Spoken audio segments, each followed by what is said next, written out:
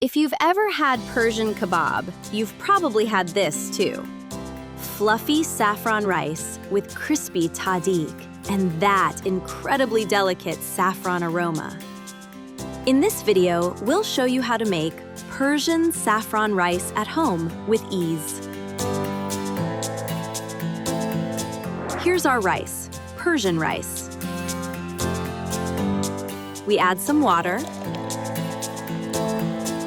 and a little salt. Now the rice gets a chance to soak, which helps the grains become light, fluffy, and perfectly separate later on. Now it's time for the saffron. We place a few saffron threads into a mortar and grind them into a fine powder. Then the powder goes into a small glass container. An ice cube is added, and everything gets a gentle shake. Once the ice has partially melted, we add a little hot water. Then we put on the lid and let the saffron steep. This is how saffron develops that beautiful color. Next, we move on to the rice. We bring a pot of water to a boil, then add the soaked rice and let it cook. Meanwhile, some foam will form on the surface. Just skim it off with a slotted spoon. After a few minutes, we add a little lemon juice. Why do we do that? Lemon juice helps keep the rice grains separate and prevents them from becoming mushy too quickly. Give it a gentle stir. Now we check whether the rice is ready to be drained.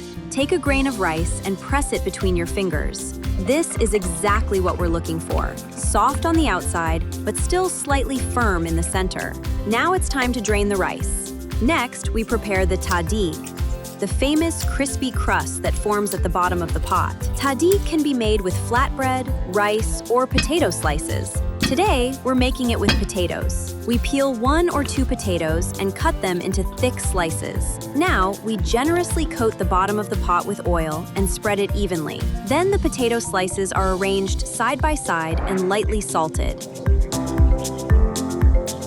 The rice now goes back into the pot. We gently pile it into the center, creating the classic cone-shaped mound. This helps keep the rice grains separate and prevents them from sticking together later. Next, we make a few holes in the rice.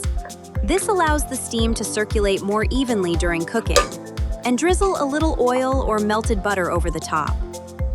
Now for a classic Persian rice trick. We wrap the lid with a kitchen towel before placing it on the pot.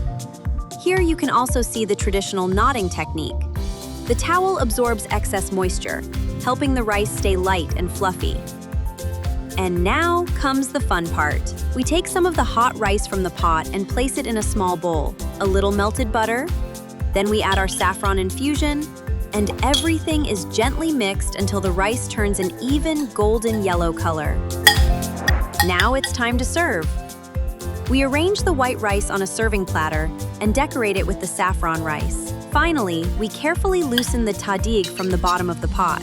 Just look at how golden brown and crispy it has become.